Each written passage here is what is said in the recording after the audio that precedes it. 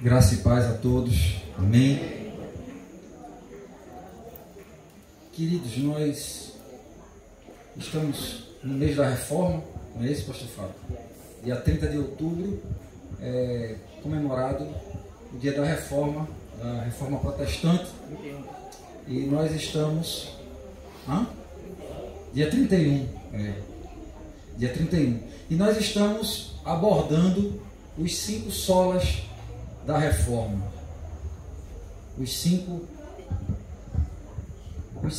somente, né, da reforma. E hoje me ficou com a incumbência de falar sobre o sola Cristo, somente Cristo. Mas antes eu quero convidá-lo a abrir a palavra do Senhor e se colocar de pé em reverência à palavra do Senhor.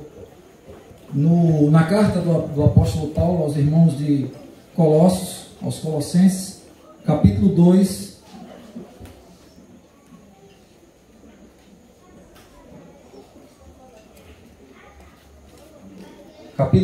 do versículo 8º até o 19º.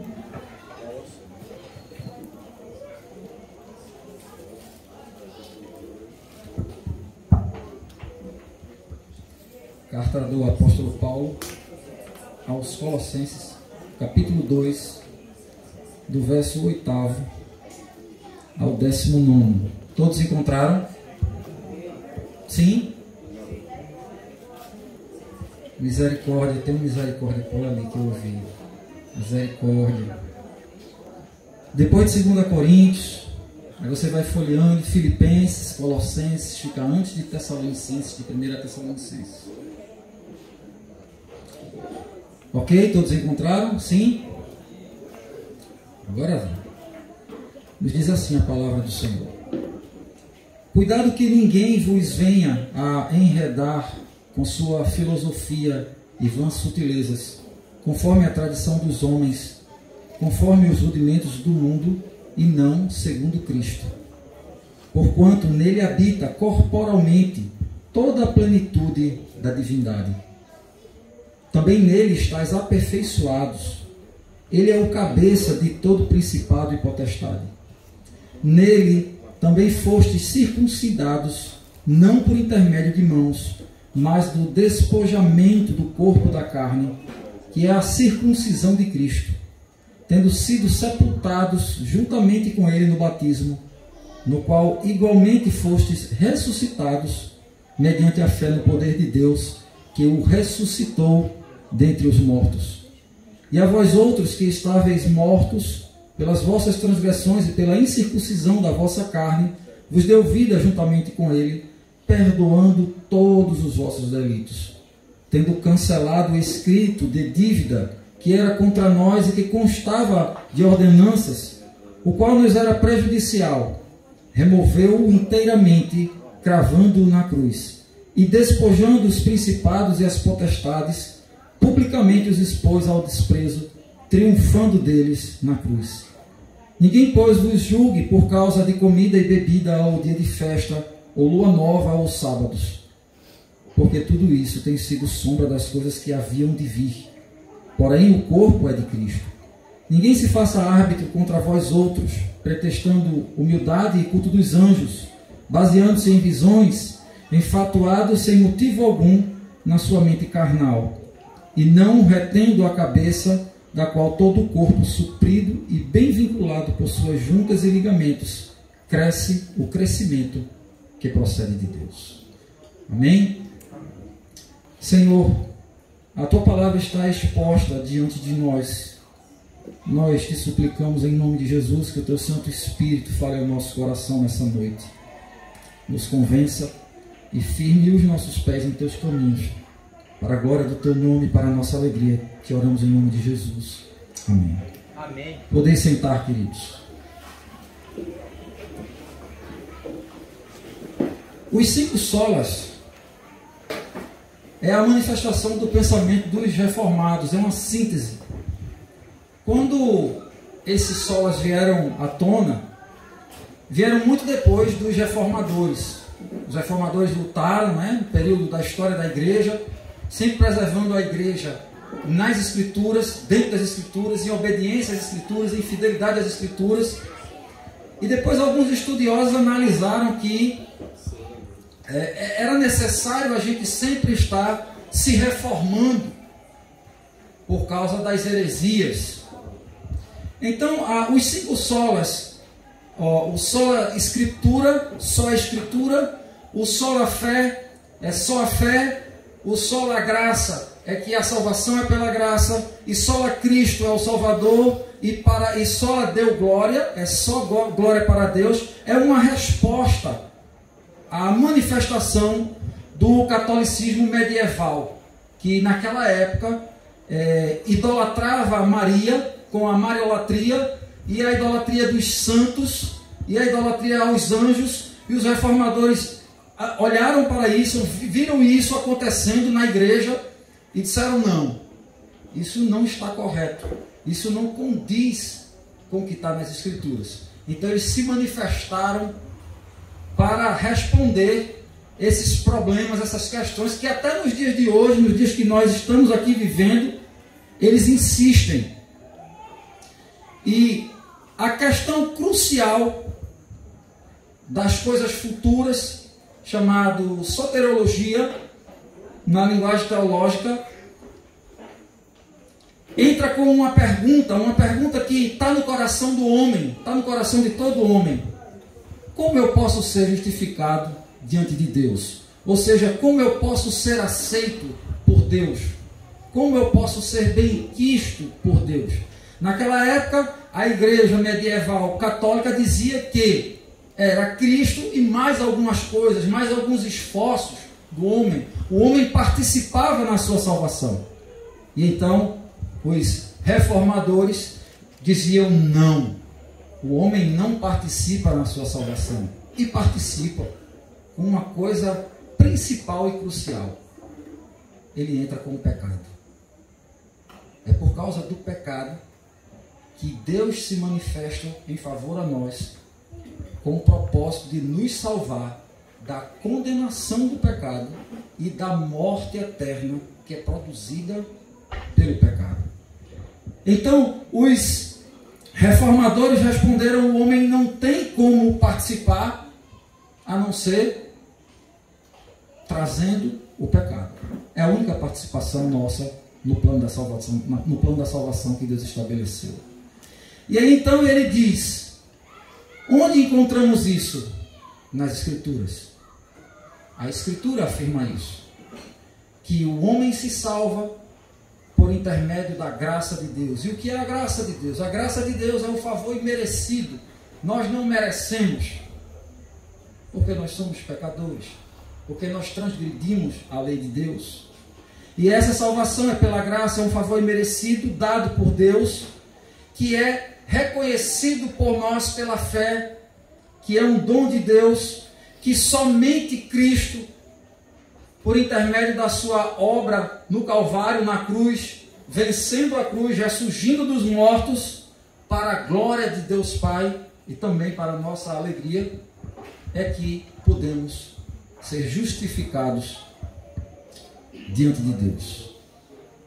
Só podemos ser justificados diante de Deus por causa dessas verdades. Aqui nessa carta que Paulo ele escreve aos Colossenses, ela se encontra com alguns problemas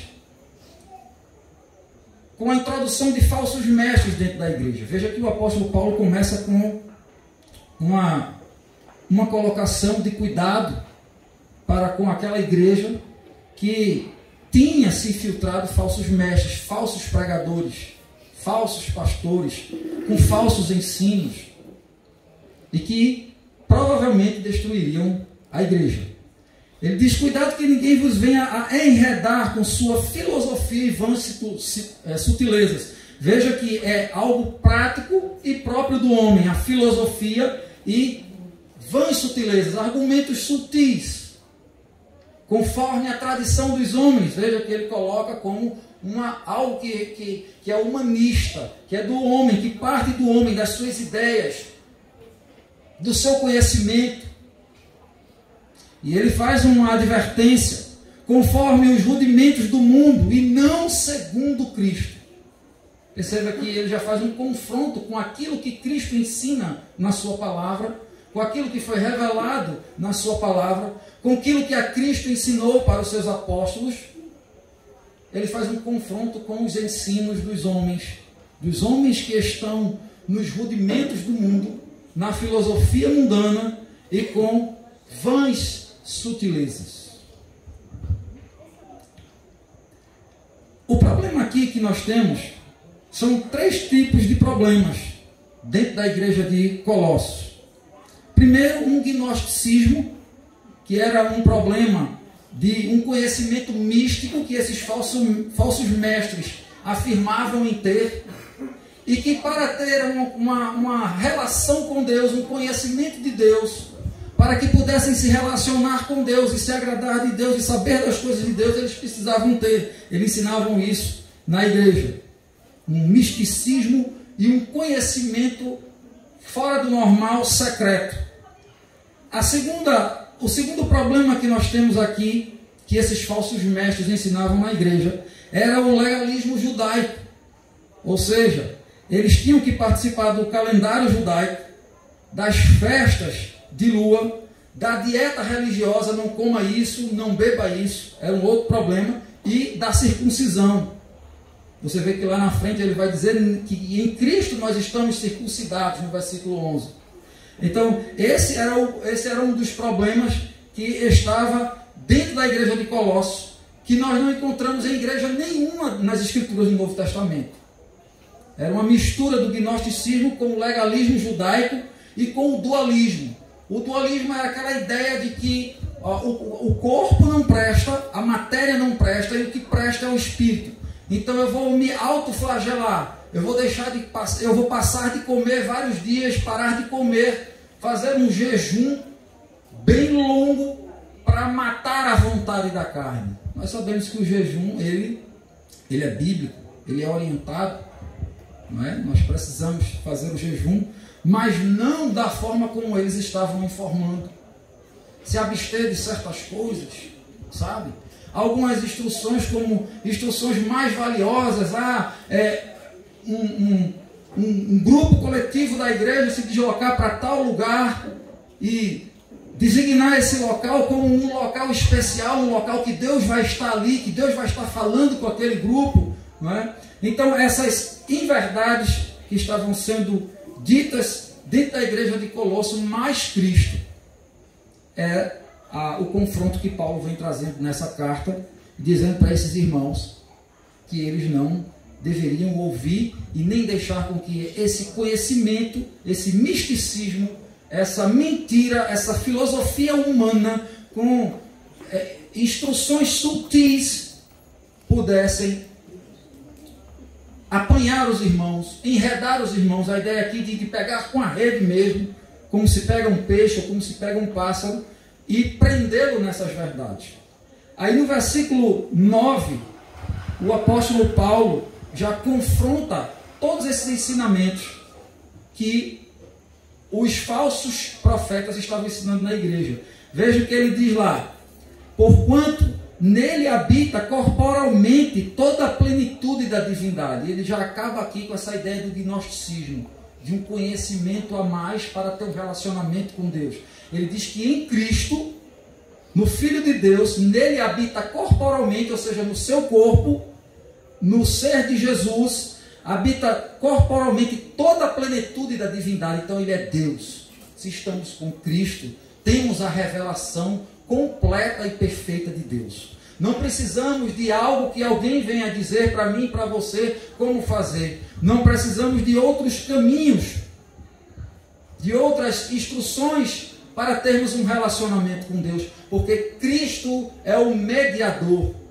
As Escrituras dizem que só há um mediador entre Deus e os homens, Cristo Jesus. Então Cristo é o mediador e nele está a plenitude da divindade. Ele é Deus. Também nele estáis aperfeiçoados. Veja que o comportamento de tradições humanas, como flagelamentos, E está sendo totalmente confrontado aqui quando ele diz que em Cristo Jesus nós estamos aperfeiçoados. Significa dizer o seguinte: nós somos pecadores, erramos, mas quando Deus olha para mim e para você, Ele vê Cristo na nossa frente. Ele não vê André, o pecador. Ele vê Cristo na minha frente e na sua frente. Quando Ele olha para mim e para você, Ele vê a perfeição do sacrifício de Cristo, voltada para mim e para você, aplicada em mim e em você. E aí Ele nos aceita, Deus Pai nos aceita como perfeitos, como filhos perfeitos. Porque Cristo veio com esse propósito, de aplicar em nós os seus méritos, a sua perfeição, a obediência que Ele teve a Deus Pai, de toda a lei, ela é aplicada em mim e em você. Todos os pontos da lei que nós erramos, que nós fazemos pela metade, a lei ela é aplicada em nós de forma perfeita por causa de Cristo, que cumpriu toda a exigência da lei de forma perfeita. Ele é o cabeça de todo principado e potestade. Veja, quando Cristo, nesse contexto, principado e potestade, significa os anjos caídos, os demônios. Então, o texto afirma que Cristo é o cabeça, ou seja, Ele é a autoridade sobre os demônios. O poder do demônio foi destruído na cruz do Calvário. Não precisamos ter medo mais do demônio. O seu poder foi aniquilado, foi reduzido por demais. No nome de Jesus, na autoridade do nome de Jesus, a igreja marcha triunfante. A Bíblia diz que as portas do inferno não prevalecerão contra a igreja de Jesus, porque Jesus venceu a morte e ressuscitou. Jesus cumpriu toda a exigência da lei. Ele é santo, santo, santo 3 vezes para enfatizar a sua santidade, para dizer que Ele é santo totalmente. Não existe nada a desejar em Cristo. Todo perfeito o ser de Jesus. E essa perfeição e essa santidade, ela é aplicada a mim e a você. E aí Cristo, e aí Deus Pai nos aceita por causa do seu Filho. Então, os principados e as potestades, elas estão debaixo da autoridade de Jesus.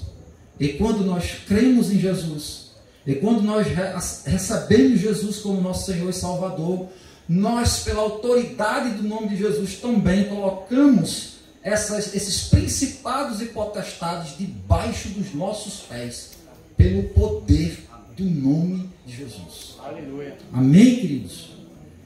Estar em Cristo é uma coisa extraordinária, é um privilégio. Servir a Jesus, ser cristão, aceitar Jesus como você queira, fazer parte do corpo de Cristo é um privilégio. Muita gente fica fazendo bico, fazendo média, não quer ser, não sabe do que está perdendo, não sabe do privilégio que está perdendo, fazer parte da irmandade, ser irmão de Jesus, de fato, verdadeiramente. É um privilégio ser irmão de Jesus. Quando Lulão, diácono Luciano, estava falando aqui, né? Sobre o Salmo 122, diz assim: alegrei-me quando me disseram, vamos à casa do Senhor. Aquela alegria que dá dentro do seu coração. Por que essa alegria brota dentro do seu coração? Porque na casa de Deus tem esperança. Na casa de Deus tem salvação. Na casa de Deus tem promessa. Na casa de Deus tem vitória. Na casa de Deus tem renovo. Na casa de Deus tem esperança. Na casa de Deus tem salvação. Na casa de Deus só tem coisa boa, porque Deus é bom. Por isso que quando a gente sabe que vai ter o culto, ou vai ter uma reunião, ou um discipulado, a gente se alegra, porque a gente vai aprender mais da palavra de Deus. E outra coisa mais importante ainda, a gente vai estar com Cristo. O Senhor está aqui presente, ouvindo essa mensagem. O Senhor está aqui em nosso meio. A sua palavra diz que quando 2 ou mais estiverem reunidos, Ele diz que ali estará, e Ele está aqui presente. Ele está aqui junto de nós, recebendo adoração. E aí o texto fala que resolvendo o problema dos principados e potestades, daquela ideia do gnosticismo, do conhecimento secreto, dos seres angelicais, espirituais do universo. Cristo é o cabeça, eu não preciso desses conhecimentos, eu não preciso desses relacionamentos, eu não preciso dessas informações secretas, é o que Paulo está dizendo. Nele também foste circuncidados, verso 11, não por intermédio de mãos, mas no despojamento do corpo da carne, a ideia do coração. O coração foi rasgado, foi circuncidado, que é a circuncisão de Cristo. E quando nós entregamos a nossa vida a Cristo, quando nos rendemos a Cristo, aquele coração duro, ignorante, bruto, frio, as coisas de Deus, ele se despedaça, ele é rasgado. E um novo coração é posto no lugar. Os nossos olhos espirituais se abrem.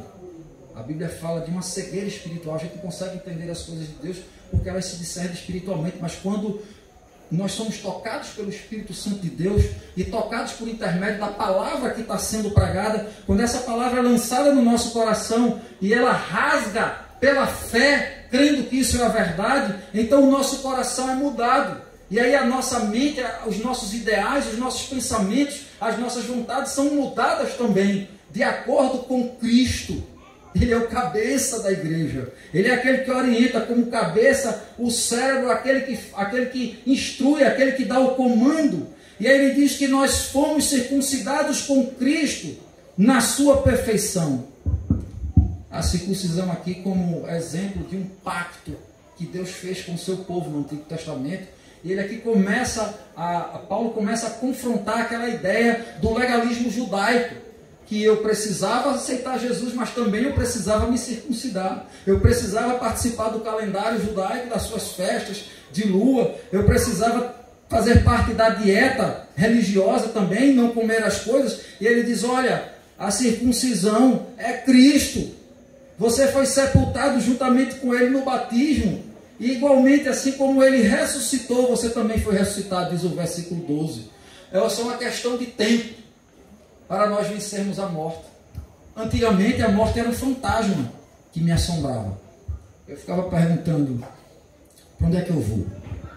É um fantasma que assombra muita gente. As pessoas não sabem para onde vão e ficam com aquela tristeza no coração, com aquela angústia. E aí o que elas fazem para esquecer essa angústia? Se desmal no mundão. Vai beber, vai se prostituir, vai se drogar, vai tirar onda, vai viver a vida, vai curtir a vida, porque eles pensam que a vida é curta. E não sabem eles que depois da morte é que vem a vida verdadeira, vem a vida eterna para se gozar. Mas aqueles que estão cegos, que não entendem, estão com esse fantasma lhes perturbando, quero lhes dizer nessa noite, que Jesus pode iluminar e assombrar esses fantasmas.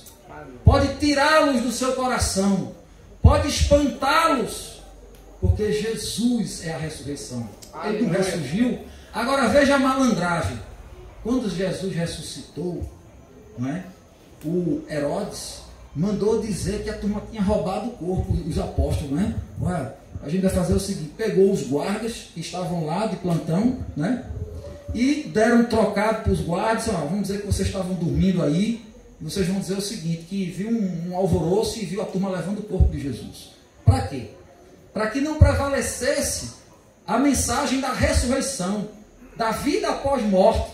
Então eles queriam abafar, mas a mensagem não foi abafada. Jesus apareceu e continuou aparecendo e mostrando, e a mensagem foi ganhando mais força ainda. Quanto mais perseguição, mais força. E aí a mensagem da ressurreição é o ápice do cristianismo. Jesus venceu a morte. Ninguém tinha vencido a morte. Ninguém tinha morrido e voltado para mostrar, para comprovar que tinha vencido a morte. E aí talvez você no seu lugar disse, mas rapaz, naquele tempo já aquela história antiga, né? Como é que a gente pode comprovar mesmo que isso aconteceu? Eu quero dizer a você que muito sangue rolou, muito homem de Deus morreu queimado na fogueira. O imperador romano mandou matar. Sabe o que eles faziam? Derretiam um chumbo, mandava os pregadores abrir a boca e derramavam o chumbo na boca do cara. Pregava o camarada na cruz e tocava fogo para ele negar Jesus. E sabe o que os pregadores faziam? nós não negamos a Jesus.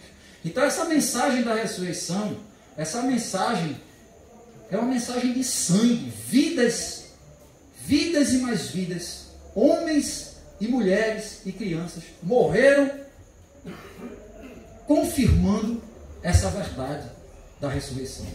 Então nessa noite você pode ter certeza, meu querido, como você está de pé e está presente aqui, que é verídico o fato da ressurreição, que Cristo venceu a morte e surgiu com glória e reina, e está à destra de Deus, diz o livro de Apocalipse, intercedendo por mim e por você, intercedendo pela igreja. Veja que amor, intercedendo por nós. Pai, eu te peço que não tire ele do mundo, mas que sustenta-os do mundo, para que eles não neguem, fortalece-os, Pai. E o Senhor Deus vai e nos envia o Espírito Santo. Eu acho que nos solas cabia um só Espírito Santo, né?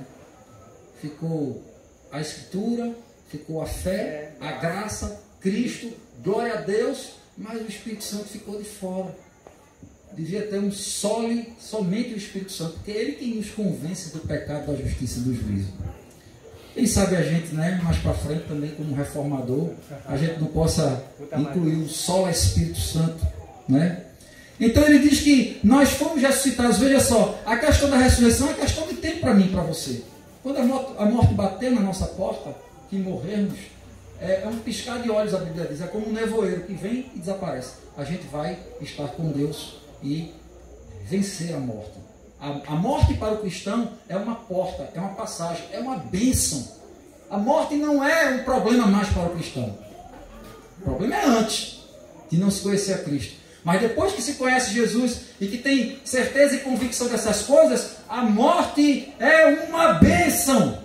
Porque você vai estar no céu com o Senhor. Paulo não sabia se era bom ficar aqui ou se ir para o céu. Mas ele disse, contudo, que eu complete a minha carreira aqui, que eu continue pregando, né, falando do amor de Deus, contribuindo com a edificação do reino de Deus. Então a morte não é mais um problema para a gente. Porque ela será uma porta que o cristão vai abrir e vai entrar na eternidade para a glória de Deus Pai. E encontrar muitos irmãos, muitas irmãs, Cristo e muitos povos lá. Será uma coisa extraordinária. Agora veja, ele diz lá no versículo 13, e vós outros que estáveis mortos pelas vossas transgressões e pela circuncisão da vossa carne, vos deu vida juntamente com ele, com Cristo. Veja, perdoando todos os nossos delitos. Delitos aqui é pecado. Presta atenção. Perdoando todos os nossos pecados. Significa dizer que quando nós confessamos Jesus como nosso Senhor e Salvador, quando nós cremos nele como o nosso Salvador, os nossos pecados são perdoados, são apagados. Nós não iremos dar conta a Deus no juízo final. O Senhor não vai cobrar de mim e de você os nossos pecados, porque ele esqueceu. Cristo foi enviado para fazer com que Deus Pai esquecesse dos nossos pecados e só lembrasse do sacrifício de Cristo. É o justo morrendo pelos injustos, que somos nós. Então não tem mais condenação do pecado nas nossas vidas. Veja outra informação que Paulo fala para livrar aquela igreja dos ensinamentos dos falsos mestres. De Cristo mais alguma coisa. No versículo 14 ele diz assim, ó, tendo cancelado o escrito de dívida que era contra nós e que constava de ordenanças, o qual nos era prejudicial, removeu inteiramente, cravando na cruz. Que escrito de dívida é esse? Os 10 mandamentos, a lei de Deus. A lei de Deus é uma dívida para mim e para você. Amarás o Senhor teu Deus acima de todas as coisas. Aí Lulão disse aqui, quando chove eu fico com preguiça de ir. Eu também. Nós também somos assim. Nós farrapamos de vir na casa do Senhor. E esse escrito de dívida é contra mim e contra você. Amarás o teu próximo como a ti mesmo e nós não amamos. Aí vem os 10 mandamentos, ali o Senhor dizendo, não cobiçarás a mulher do teu próximo, não cobiçarás o seu boi, o seu jumento, o seu escravo. E eu e você nós cobiçamos. Temos uma afronta contra nós, que é a própria lei, o escrito de dívida. É contra mim e contra vocês, é contra nós. E aí ele diz, e que nos constava de ordenanças, são as leis de Deus. que nós não conseguimos cumprir, que é contra nós, que é prejudicial. Então o que acontece? Ele removeu inteiramente e cravou na cruz. Significa dizer, meu amado irmão, que quando Cristo estava recebendo aqueles pregos nas suas mãos, não só aqueles pregos que estavam cravando o Senhor Jesus na cruz, mas também a autoridade da lei que era contra mim e contra você, estava sendo cravada lá na cruz. A lei ficou cravada lá na cruz dos braços de Jesus, de forma que ela não tem poder mais sobre nós. O escrito de dívida foi cancelado, veja no versículo 14. Tendo cancelado o escrito de dívida que era contra nós e que constava de ordenanças, o qual nos era prejudicial, removeu inteiramente, encravando na cruz. Isso significa dizer, como diz Romanos, o apóstolo Paulo em Romanos, nenhuma condenação há para os que estão em Cristo Jesus. Aleluia! E o versículo 15, para a gente fechar com chave de ouro: e despojando os principados e as potestades, publicamente os expôs ao desprezo, triunfando deles na cruz. A ideia que Paulo está tendo aqui é de um general romano voltando da guerra, trazendo os despojos e os escravos, a vitória que ele teve sobre a cidade do inimigo. E aí ele vem entrando na sua cidade, recebendo as honrarias, as flores, os perfumes sendo lançados sobre ele, e ele vem desfilando em glória, todo armadão, e atrás vem os escravos, sem arma, sem escudo, sem bola, triste, chorando, porque perdeu a guerra. E aí ele entra na cidade, e quando ele entra na cidade recebendo as honrarias, a turma sobre o general joga as honrarias, e sobre os escravos, sobre os despojos, o povo joga ovo, joga tomate, joga cocô de galinha, tudo que não presta joga nos escravos. Foi isso que aconteceu com os demônios. Eles foram derrotados na cruz por Jesus. Na cruz, Jesus desarmou, tirou o poder do inimigo. Como diz em Mateus, amarrou o valente, entrou na casa do valente e amarrou o valente. Como é dito também nas Escrituras, no terceiro dia, quando ele desce ao Hades, e muita gente fica preocupado com essa expressão, o Hades é o inferno, e Jesus desceu ao coração da terra, chamado inferno. Jesus desce ao Hades, não há problema nenhum. O inferno foi criado por Deus. E muita gente pensa que o diabo é o dono do inferno. E o diabo não é o dono do inferno. O dono do inferno é Deus.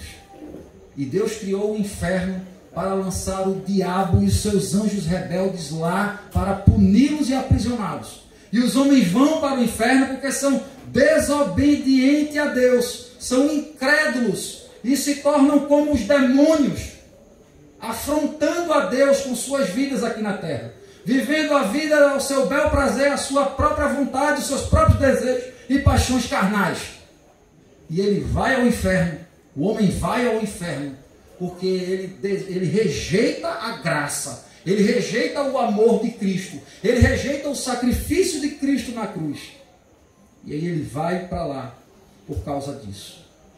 Então Jesus desce ao inferno e chega lá no inferno, diz o texto lá em 1 Pedro, que ele prega para os demônios. E existe uma discussão bem calorosa teológica, porque como é que pode? Morreu, segue-se o juízo, diz a palavra. Como é que Jesus desceu para pregar para os demônios, para os espíritos imundos? Em algumas traduções ele pregou, e em outras traduções ele desceu ao Hades, não fala de pregou. É porque quando Jesus desceu ao Hades, ele chegou lá com glória, glorioso, e os demônios olharam para ele, porque os demônios pensavam que ele tinha morrido na cruz, que ele tinha se acabado, que eles tinham tido vitória.